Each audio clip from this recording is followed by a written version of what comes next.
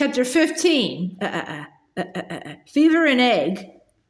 Now blackberries were ripe, and in the hot afternoons Laura went with Ma to pick them. The big black juicy berries hung thick in briar patches in the creek bottoms.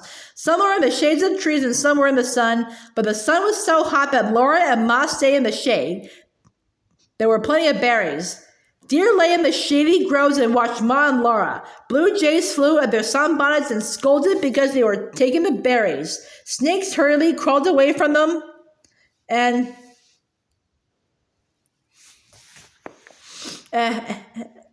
in the trees the squirrels woke up and chattered at them. Wherever they went among the scratchy briars, mosquitoes rose up in buzzing swarms. Mosquitoes were thick on the big ripe berries, sucking the sweet juice, but they liked to bite Laura and Ma as much as they liked to eat blackberries. Laura's fingers in her mouth were purple-black with berry juice. Her face and her hands and her bare feet were covered with briar scratches and mosquito bites, and they were spattered with purple stains too, where she had slapped at the mosquitoes. But every day they brought home pails full of berries, and Ma spread them in the sun to dry. Every day they ate all the blackberries they wanted, and next winter they would have dried blackberries to stew. Mary hardly ever went to pick blackberries. She stayed in the house to mind baby Carrie because she was older.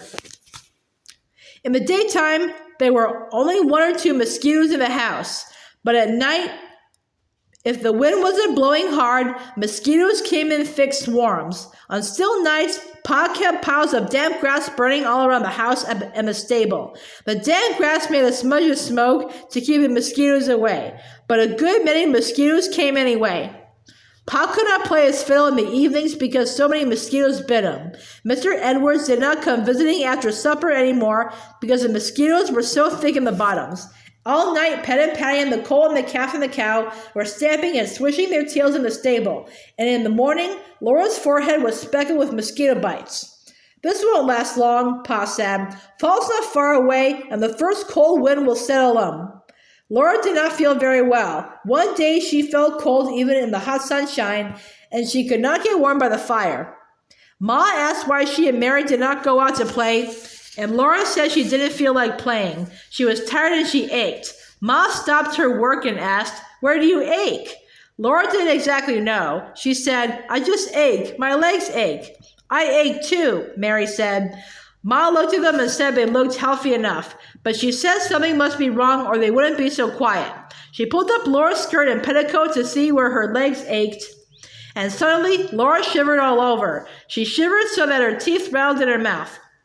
Ma put her hand against Laura's cheek. "You can't be cold," she said. "Your face is hot as fire." Laura felt like crying, but of course she didn't. Only little babies cried. "I'm hot now," she said, "and my back aches." Ma called Pa and he came in. "Charles, do look at the girls," she said. "I do believe they are sick." "Well, I don't feel any too well myself," said Pa. "First I'm hot and then I'm cold.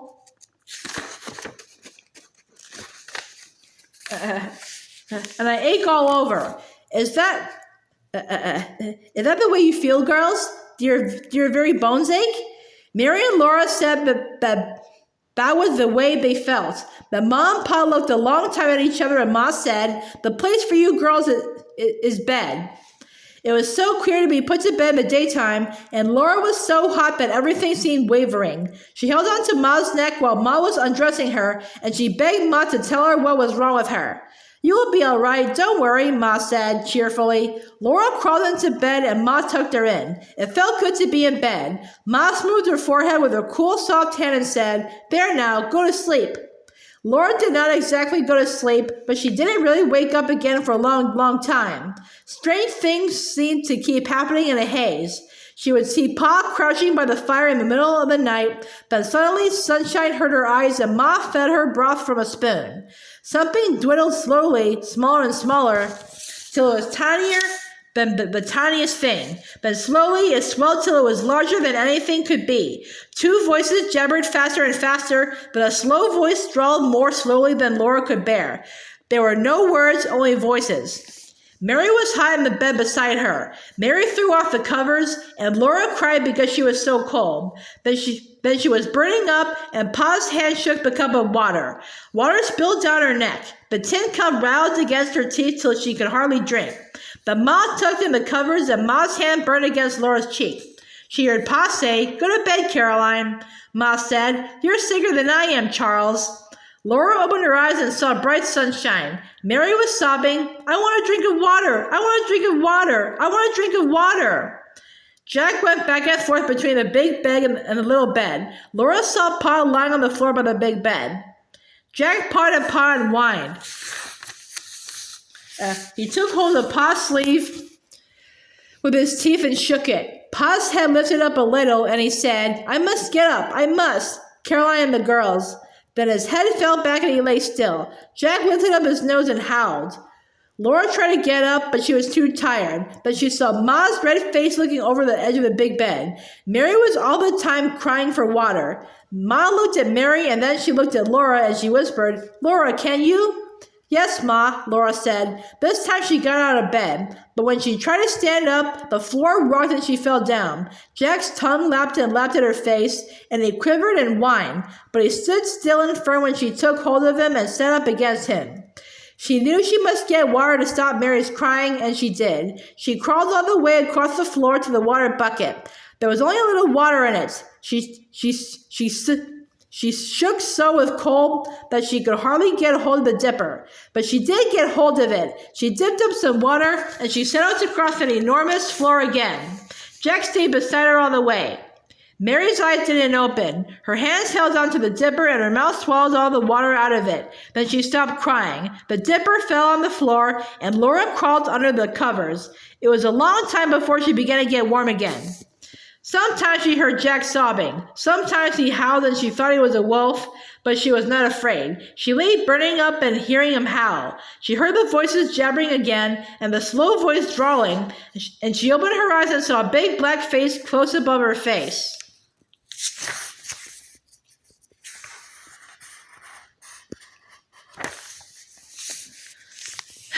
It was coal black and shiny. Its eyes were black and soft. Its teeth shone white in the thick, big mouth. This face smiled, and a deep voice said softly, "Drink this, little girl." An arm lifted under her shoulders, and a black hand held the cup to her mouth. Laura swallowed the bitter swallow and tried to turn her head away, but the cup followed her mouth. The mellow, deep voice said again, "Drink it. It will make you well." So Laura swallowed and the whole bitter dose.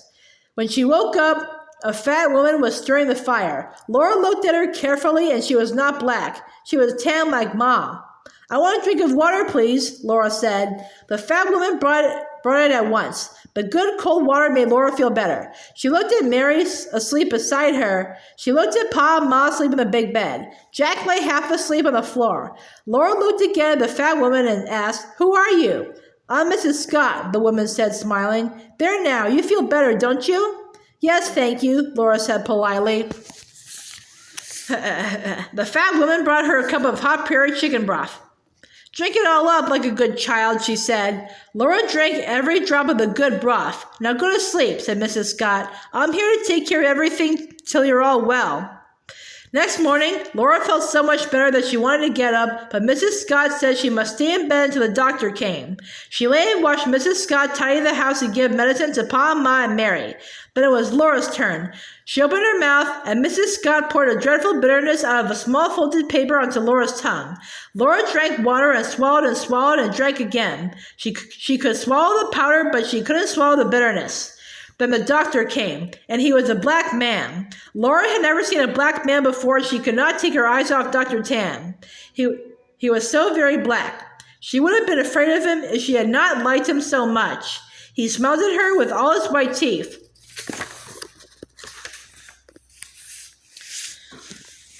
He talked with Pa and Ma and laughed a rolling, jolly laugh. They all wanted him to stay longer, but he had to hurry away. Mrs. Scott said that all the settlers up and down the creek had fever and ague.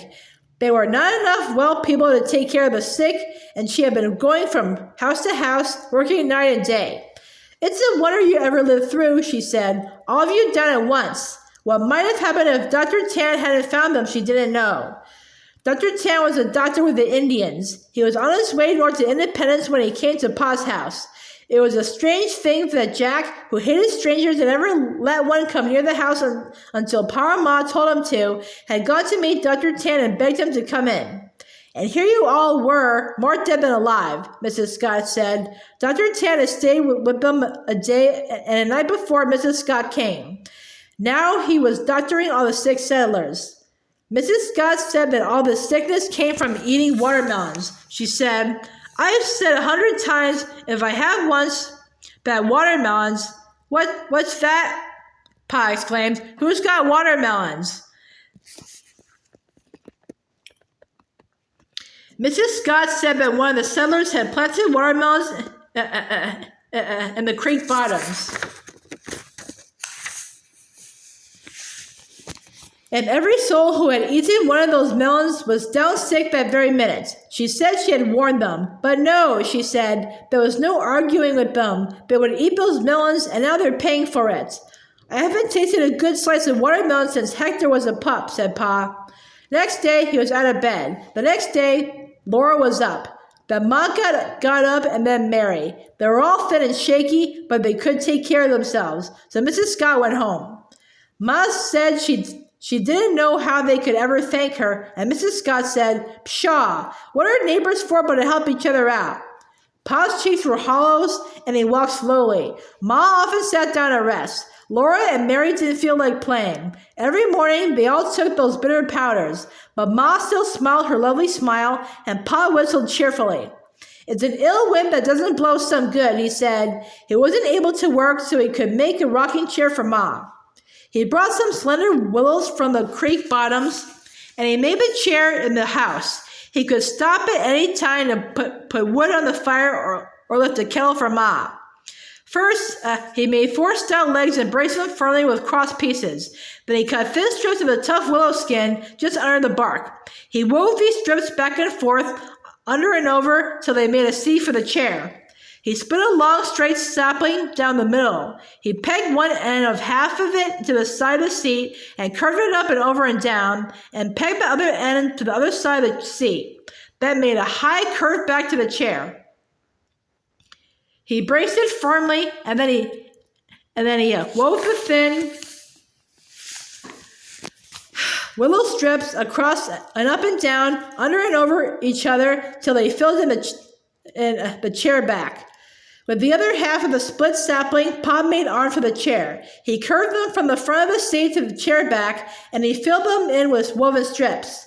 Last of all, he split a larger willow which had grown in a curve. He turned the chair upside down, and he pegged the curved pieces to its legs to make the rockers, and the chair was done. Then they made a celebration. Ma took off her apron and smoothed her smooth brown hair. She pinned her gold pin in the front of her collar. Mary tied the string of beads around Carrie's neck. Pa and Laura put Mary's pillow on the chair seat and set Laura's pillow against its back. Over the pillows, Pa spread the quilt from the little bed. They took Ma's hand and led her to the chair, and he put baby Carrie in her arms. Ma leaned back in the softness. Her thin cheeks flushed and her eyes sparkled with tears, but her smile was beautiful. The chair rocked her gently, and she said, "Oh, Charles, I haven't been so comfortable since I don't know when." Then Pa took his fiddle, and he played and sang to Ma in the firelight. Ma rocked, and baby Carrie went to sleep, and Mary and Laura sat on their bench and were happy. The very next day, without saying where he was going, Pa rode away on Patty. Ma wondered and wondered where he had gone, and when Pa came back, he was bouncing a watermelon in front of him on the saddle. He could hardly carry it into the house. He let it fall on the floor and dropped down beside it. "I thought I'd never get it here," he said. "It must weigh 40 pounds, and I'm as weak as water. Hand me the butcher knife." "But Charles," Ma said, "you mustn't." Mrs. Scott said. Pa laughed his big peeling laugh again. "But that's not reasonable," he said. "This is a good melon. Why should it have fever and ague? Everybody knows that fever and ague comes from breathing the night air." "This watermelon grew in the night air," said Ma. "Nonsense," Pa said. "Give me the butcher knife. I'd eat this melon if I knew it would give me chills and fever." I do believe you would, said Ma, handing him the knife. It went into the melon with a luscious sound. The green rind split open, and there was the bright red inside, flecked with black seeds. The red heart actually looked frosty. Nothing had ever been so tempting as that watermelon on that hot day. Ma would not taste it. She would not let Laura and Mary eat one bite. But Pa ate slice after slice after slice, until at last he sighed and said the cow could have the rest of it. Next day, he had a little chill and a little fever. Ma blamed the watermelon, but next day she had a chill and a little fever. So they did not know what could have caused their fever and ague. No one knew in those days that fever and ague was malaria and that some mosquitoes give it to people when they bite them.